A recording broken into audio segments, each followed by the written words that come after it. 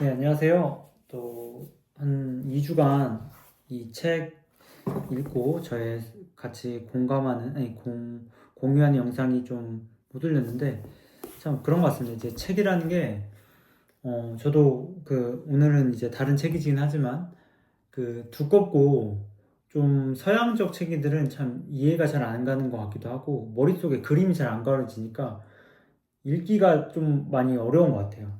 뿐만 아니라 또 그렇게 책이 걸리다 보니까 뭐 다른 일도 있고 하다 보니까 이게 책 읽는 시간이 상대적으로 있으면서도 뭔가 부족한 듯한 느낌이 많이 듭니다. 그래서 오늘은 자본과 이데올로기도 이제 다음에도 또 올리겠지만 손자병법도 제가 같이 읽고 있거든요. 근데 이 손자병법은 지금 투자와 관계돼서 같이 글을 쓰고 있어요. 그래서 지금도 거의 절반 이상의 투자와 연계돼서 글을 쓰고 있고, 그전엔 제가 저희 케미 카페에 올리긴 하는데, 올리다가 요즘에는 그걸 조금 더 정리해서, 그리고 좀 더 가다듬어서 여러분들과 함께 공유하는 것이 더 좋다고 판단돼서 지금은 제가 초고를 작성하는 데에 좀 중점을 두고 있습니다.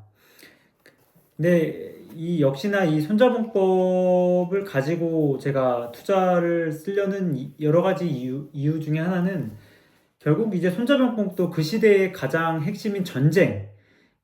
그러니까 왜 지금까지도 이 손자병법이 각광받고 있는지를 보면은 그 전쟁의 역사에서 그렇게 달고 다른 수많은 깨달음이 여기에 녹아있기 때문이라고 생각해요.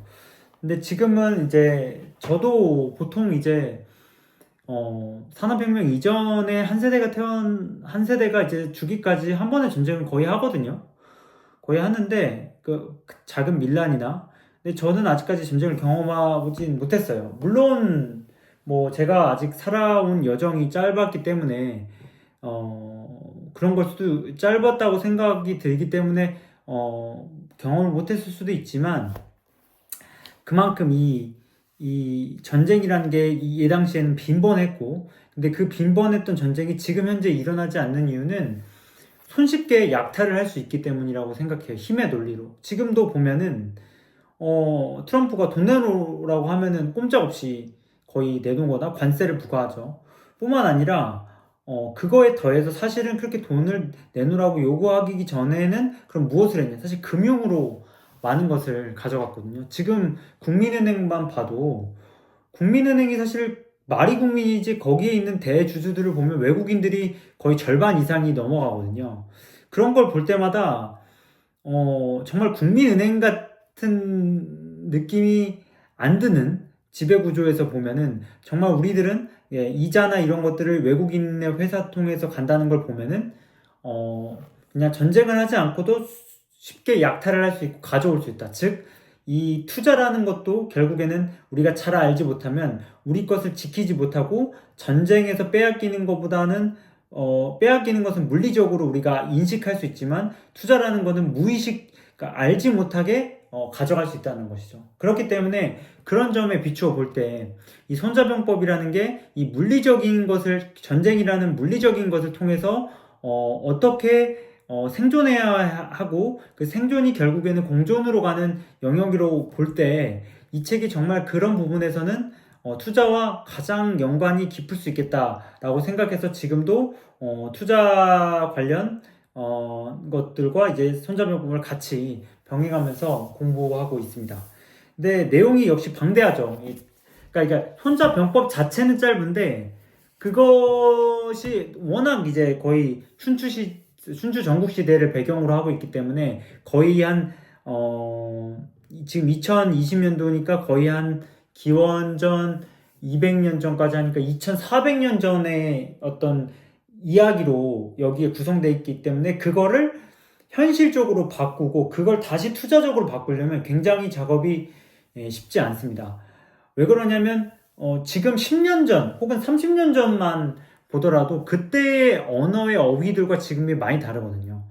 지금 스마트폰이 그때 있지도 않았고 전화기도 흔하지 않았을 수도 있고 전화기가 이제 집에만 있고 이런 핸드폰 같은 개념이 없었고 그리고 지금과 뭐 물류 시스템도 다르고 생활 패턴도 다르고 소비 패턴도 다르니까 그거와 맞는 언어도 다르게 되거든요. 그러니까 그게 무엇을 의미하냐면 결국에는 30년 전의 언어도 우리가 제대로 이해하기가 어려운데 과연 2400년 전의 언어를 쉽게 이해할 수 있는가는 굉장히 어려운 태자라는 거죠. 그거를 투자로 바꾼다는 것 자체가 정말 고도라는 것보다도 어쩌면 이제 좀 지속적으로 보고 그걸 끊임없이 생각하지 않으면 어렵다는 거죠. 그러니까 결국에는 인간이라는 건 호모 사피엔스처럼 생각하는 존재라고 한다면 이 책을 읽고 이 책에 어떤 숨어있는 의미와 진면목을 전쟁으로서 깨닫고 그리고 그걸 투자로 접목하면서 굉장히 많은 어떤 저에게 있어서 깨달음을 주는 책이었습니다. 지금도 쓰고 있지만 이제 이 중간을 이제 오늘 다 설명하진 않지만 이 앞에 내용들은 앞에 제가 말했던 내용들은 그거를 깨달았던 거고 오늘은 한번 여러분들과 공감을 한번 해보고자 하는 내용을 하나 갖고 와서 이야기하고 제가 추후에 이 간간히도 또 영상을 찍을 수 있겠지만 추후에 이 전체를 제가 투자와 접목시키고 그리고 투자와 접목시키고 더군다나 그 책의 내용이 전쟁의 현상은 어떤 것을 반영했는지를 같이 넣었거든요. 그래서 같이 그 책을 이제 나중에 제가 여러분들과 함께 공유할 수 있고 그걸 같이 강의나 혹은 서로 토론할 수 있다면 굉장히 좋은 시간이 될 것 같습니다. 그래서 오늘은 제가 최근이죠. 이제 거의 지금 6장까지 7장까지 제가 어떻게 보면 이제 재해석을 했거든요. 재해석을 했고 그리고 이제 8장을 들어갈 건데 오늘은 이제 7장의 군쟁편에 이제 챕터 5라고 이제 사실 이건 고전은 챕터가 없어요. 고전이란 책은 띄어쓰기도 없고요. 그러니까 중국 고전을 말하는 거예요. 띄어쓰기도 없고 챕터도 없어요. 그러니까 그거를 사실은 이제 뭐 인간들이 해석하기 나름으로 이렇게 나눠 놓는 거거든요. 그렇기 때문에 내가 어떻게 띄어쓰기를 하느냐, 챕터를 나누냐부터 많은 그 생각과 해석이 달라지기 때문이죠. 하지만 결국에는 사실 똑같은 건 뭐냐면 어떠한 띄어쓰기와 챕터를 제가 구성하느냐에 따라서는 다르지만 결국 공통적으로 끌어올 수 있는 내용이 같다면 그게 형식은 다를 뿐 차이는 없다고 저는 생각이 듭니다. 그래서 오늘 하는 내용들은 이런 말이 써 있어요. 그래서 용병을 하는 법은 높은 언덕에 있는 적을 공격하지 않으며 언덕을 등지고 있는 적은 지형을 거슬러 공격하지 않는다. 거짓으로 도망치는 적을 쫓지 않고 정예부대는 공격하지 않는다. 유인하는 적은 물지 않고 후퇴하는 부대는 가로막지 말고 포위한 적엔 퇴로를 열어준다. 궁지에 몰린 적은 지나치게 압박하지 않는다. 이것이 용병의 방법이다. 여기서 말하는 용병은 이제 전쟁을 의미하는 건데 이게 이제 손자병법의 구절이에요. 그래서 한번 여러분도 한번 잠시 끊고 생각하는 시간을 가져도 좋을 것 같습니다. 일단은 이 구절을 읽었을 때 우리가 지금의 전쟁 상황과는 조금 다르게도 볼 수도 있어요. 왜냐하면 지금은 정보와 시대에 맞춰서 끊임없는 지금 이 당시는 뭐 잘해봤자 봉화인데 봉화도 그걸 켜서 봉화고 그 봉화가 나타낼 수 있는 신호 또한 굉장히 제한적이잖아요. 어떤 모스부호처럼 전쟁이 났다 안 났다의 수준이잖아요. 그러니까 그렇기 때문에 제가 볼 때는 이 당시의 전쟁과 지금의 영상의 양상은 달라요. 하지만 궁극적인 보편성은 같다라는 측면에서 보기 때문에 읽지만 결국에는 양상은 다르기 때문에 그 그림을 내가 지금 이 춘추 전국 시대를 갖춰서 읽어야 한다는 거죠. 갖춰서 보면은 그 당시에는 결국 백병전이에요. 그러니까 맞서 싸워야 되는 거예요. 직접 칼로. 그렇기 때문에 언덕에 있는 적은 공격하지 않고 그리고 언덕을 등지고 이제 있는 적은 지형을 거슬러 공격하지 않는다는 것은 이거는 사실 상식적이에요. 그쵸? 언덕 위에 있는 적을 당연히 공격하지 않고 언덕을 등져서 지형이 유리한 적을 공격하지 않는 건 당연한 말이에요. 근데 손자는 여기다 이런 걸 왜 썼을까요? 재밌게도 이런 상식적이라고 우리가 생각할 수 있지만 이게 실전에는 막상 그렇게 되기 어렵다는 거예요. 왜 그러냐면 전쟁이라는 거는 굉장한 카오스와 혼돈 속에서 내가 지금 잘하고 있는지 방향조차 못하고 생각하기도 어려운 상황이에요. 그렇기 때문에 이런 상식적인 것도 상당히 그 당시로 직접 가보면 판단하기 어렵다는 거예요. 그러니까 쉽게 얘기하자면 나랑 우리가 막 싸우고 있는 막 기세 좋게 막 밀고 가요. 그러니까 적은 후퇴를 해. 근데 그게 전략적 후퇴로서 언덕을 등지고 공격하려고 하는 후퇴일 수도 있다는 얘기예요. 그리고 내가 상대를 얕잡아보고 상대가 언덕 위에 있어도 충분히 이길 것 같은 느낌이 드니까 그런 생각을 하는 거예요. 그러니까 무슨 말이냐면 전쟁이라는 것은 결국엔 이런 상식적인 것부터 차근차근 우리가 생각하지 않으면 막상 그 순간에 딱 들이닥쳤을 때 우리는 어떻게 된다는 거죠? 이런 상식적인 것도 생각하지 못하고 당할 수가 있다는 거예요. 뿐만 아니라 재밌게도 이 상식적인 어떤 기술적인 거거든요. 이것도 언덕 위에 있는 적을 공격하지 말고 언덕 밑에 있는 적. 근데 이게 이런 상식적인 부분이 책 앞표현에도 쓸 수 있고 거기에 방점을 더 줄 수 있죠. 테크니컬한 부분이니까, 기술적인 부분이니까. 근데 그게 이 뒤편 깊숙한 부분에서 온다는 건 무슨 뜻이겠어요? 앞에 내가 전쟁이라는 게 무엇이고 전쟁의 의식적이고 나만의 사고 체계와 어떤 전체를 볼 수 있는 능력이 없다면 이게 보이지 않는다는 거예요. 그렇기 때문에 앞에서 투자나 전쟁이나 마찬가지로 의식적인 부분들을 계속 강조하고 도청지장법 앞에 나오거든요. 전쟁을 할 때는 그게 해야 되는지, 그러니까 하늘이 말하는 것인지, 땅이 말하는 것인지, 그리고 인간, 그러니까 도를 맞는 것인지, 그런 어떤 법에 맞는 것인지, 이런 구체적인 의식적인 것을 왜 깔아주고 가는지 보면 그것이 바탕이 되지 않는 상태에서 이 기술적인 것들은 정말 보이지도 않고 의미가 없을 수 있다. 라는 점을 이 책에서 우리가 한번 느낄 수도 있는 거죠. 그래서 굉장히 상식적인 부분을 우리가 체크하려면 투자란 무엇이고 전쟁이란 무엇인가에는 기본적인 어떤 나만의 철학성이 없다면 이 상식적인 부분들도 보이지 않는다. 나의 어떤 자기 과신에 의해서 어떠한 상황이든 내가 투자에서도 돈을 벌 수 있고 어떠한 전쟁에서는 이길 수 있다라는 오만감만 줄 수 있다는 겁니다. 그리고 거짓으로 도망가는 적을 쫓지 않고 이게 정예 부대는 공격하지 않는다. 근데 이것이 상식적인 것이지만 상당히 전체적인 전쟁의 흐름을 내가 읽지 못하면 거짓으로 도망가는 것인지 그리고 정예 부대에 있는 것인지 판단하기 어렵다는 거죠. 만약 판단이 됐다면 절대 정예 부대가 싸울 필요 없죠. 왜? 더 손실을 많이 보니까. 우리 부대가 잘 준비되어 있는 적을 굳이 우리가 공격해서 피해를 볼 이유는 없잖아요. 그래서 유인하는 적은 물지 않고 그러니까 유인 책에 속지 않는다는 거죠. 근데 이거에 자기 과신이 있으면 투자도 마찬가지로 물리게 된다는 거죠. 그리고 그 다음에 후퇴하거나 가로막거나 포위한 적에 퇴로를 열어준다. 이게 참 재밌는 게 뭐냐면 전쟁을 할 때 몰살을 해야 되고 후퇴하는 적은 가로막아야 되는데 가로막아야 될 것 같은데 열어준단 말이에요.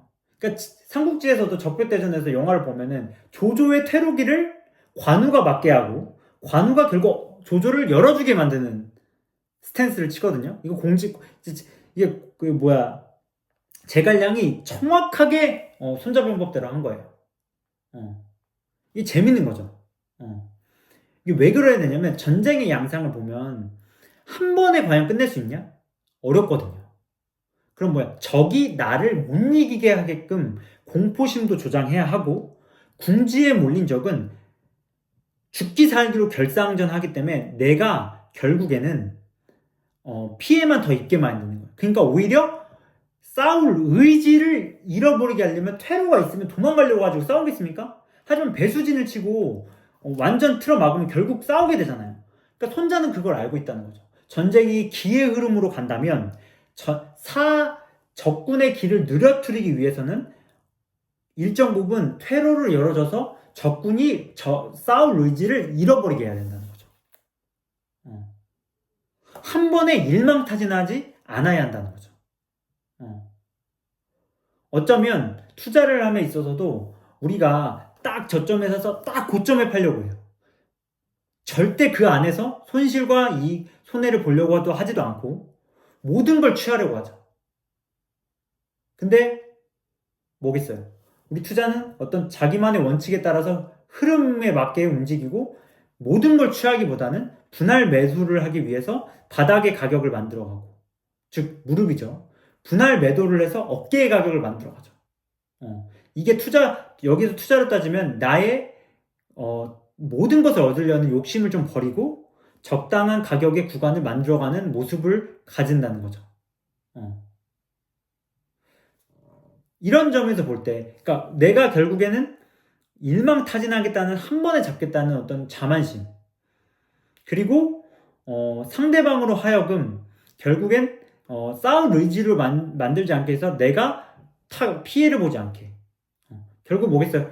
그러니까 계속 주식은 올라가다. 내가 팔고도 올라가요. 하지만 올라간다 하더라도 내가 나의 리스크 조절을 할 수밖에 팔 수 있어야 되고, 사는 것도 내가 리스크 조절만큼 살 수 있어야 된다는 거예요. 차근차근.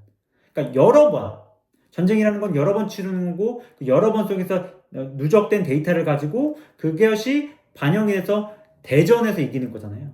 그리고 판을 짜는 거죠. 삼국지에서도 적벽대전에서 아무리 조조가 적벽대전 졌다고 하더라도 화북지방에 있는 많은 군벌들이 이미 세력을 취하고 있기 때문에 조조가 죽는다고 해도 제갈량이 유비가 유리할 것은 없다는 거예요. 그러니까 판을 쳐 3분지계를 짜기 위해서 오히려 조조를 죽게 되면 기세에 찬 오나라가 삼국을 통일하는 데 유리하겠죠. 하지만 제갈량의 입장에서는 판을 짜는 거죠. 전체를 보는 거예요. 투자도 마찬가지예요. 전체를 봐야 돼요. 내가 과연 어느 포지션에 있는지.